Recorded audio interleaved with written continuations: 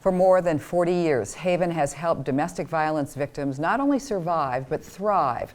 During the pandemic, Haven has been called on more than ever. Now the organization that has changed the stigma around domestic violence is ready to expand. MTN's Annie Johnson joins us with where they are in that process.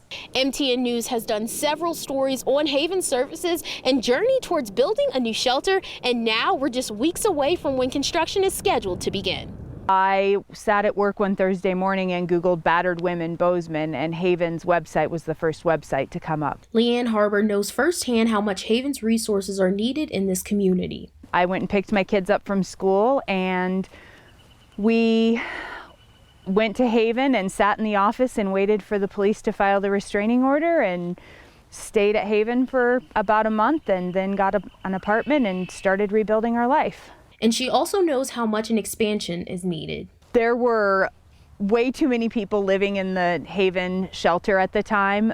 I would definitely say a bigger shelter is needed. I know that there have been people that haven't been able to stay at Haven because there hasn't been room, or they've had to be put up in hotels. Planning for the expansion has been in the works for years, and now it's time for the next step. Now we are in the phase of accepting bids from subcontractors, and so those are going to our general contractor, Martel Construction. Bids will be accepted until April 8th, and then shortly after that, construction will begin. 1 in 5 people will experience this type of violence at some point in their lifetime.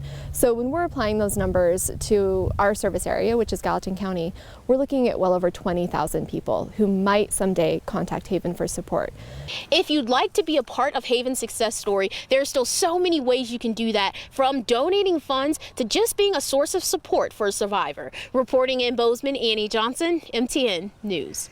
Haven folks tell us demands for the shelter increased by 1,000% in May 2020 from the previous year, and tell us the shelter has seen a jump in the complexity of assistance that people need. Let us give you the Haven hotline. It's 406-586-4111.